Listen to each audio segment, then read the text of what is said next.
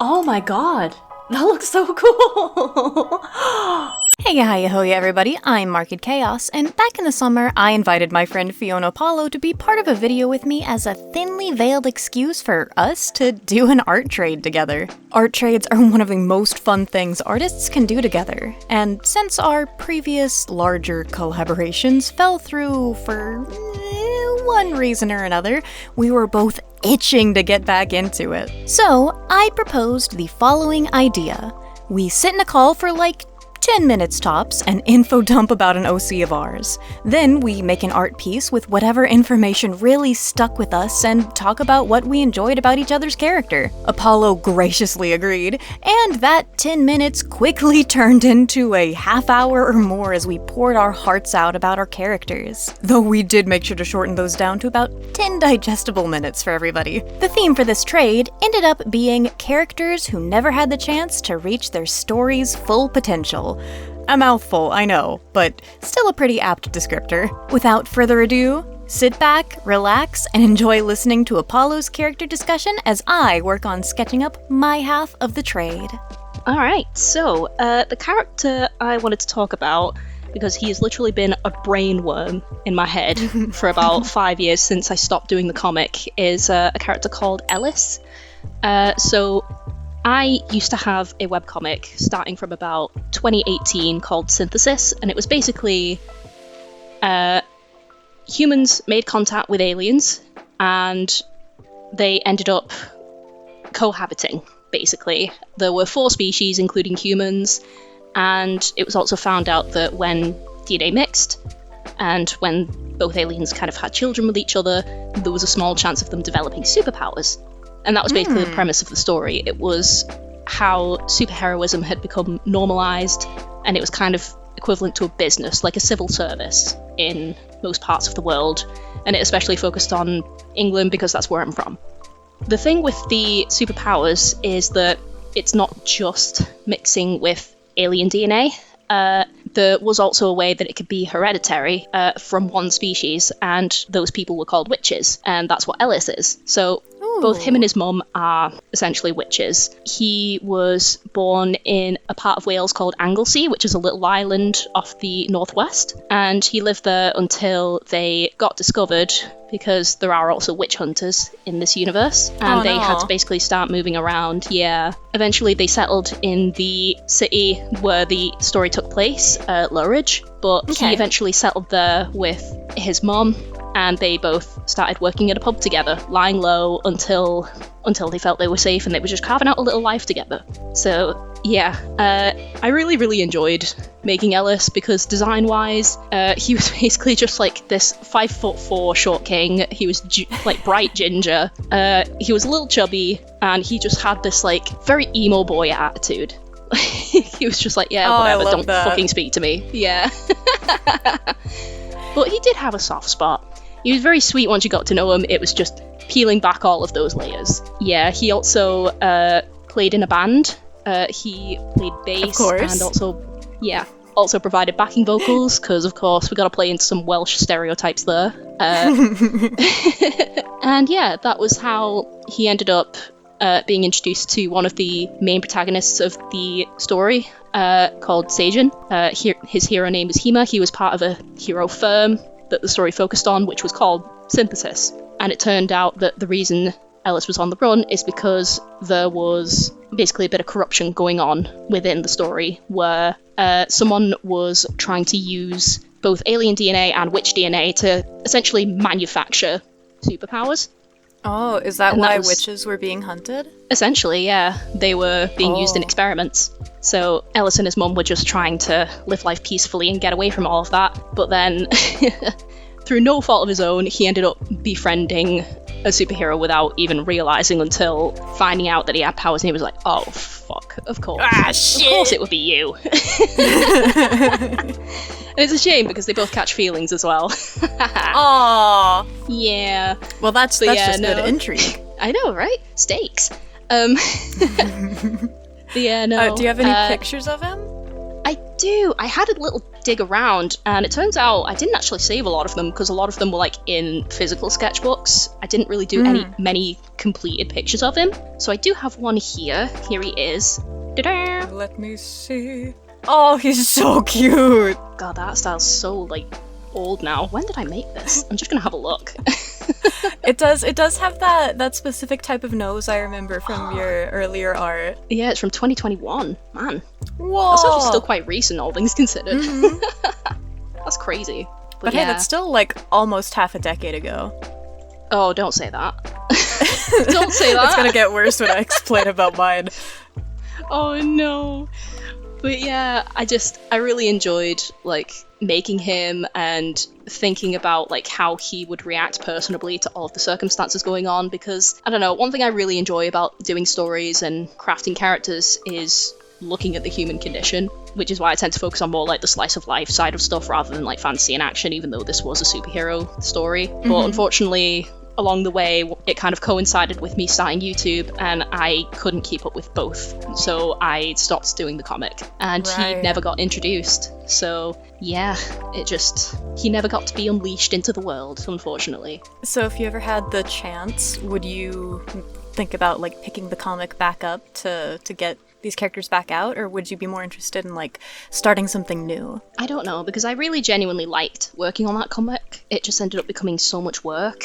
But I have thought of using him in other kind of little stories. I have one where it's like, there's a TV show in the UK where it's like, I think it's called The Vintage Repair Shop or something like that. And it's basically where people will bring in sentimental items like teddy bears or furniture, and they'll get repaired. And it's very, very emotional when they reveal the item. Netflix. Yeah, it's really sweet. Essentially, I wanted to do that with a witch/wizard character who mends items that are connected to memories, and it basically helps people to heal from kind of trauma, or it helps them to reconcile. Not heal from trauma, that's probably the wrong wording, but like heal and kind of reflect and accept things. And another facet of Ellis was that his dad actually drowned when he was a kid. They lived by the seaside, and yeah, in that little one-shot story that I wanted to do, it was effectively him coming to terms with his dad's death, and his dad was actually the person who gave him that necklace that he's wearing, which is also yeah, technically a witch's item, because it's a stone that is naturally formed with a hole in the middle. Stone, right? Yes, a hagstone. And the hagstone in this story basically broke, and he was essentially repairing it. So if I was to bring Ellis back, I would probably want to do it in some kind of one-shot like that. But yeah. That would be I think that would be a lovely comic. Thank you. It's just getting the time to do it. Deadass, yeah. Why must everything happen so much? Yeah. I love him. I cannot wait to draw him. Oh, thank you so much. Hearing Apollo talk so passionately about Ellis and the comic that they were making had me so emotional about my own OCs. There's so many that I love and want to tell the story of, but have never had the time to, or at the very least have never dedicated the time to working on. But they gave me plenty of inspiration for this piece of Ellis. Ellis is an adorable, kind of chubby boy that I really wanted to keep the essence of his character and personality when I made this more grown-up version of him. I didn't want to yassify him, but I also didn't want to go too far in the direction of making him ugly. So I did my best to balance the attributes and traits that I find kind of unconventionally attractive in a person. I made sure to keep his weight, and I gave him a few wrinkles here and there to show that he's grown up.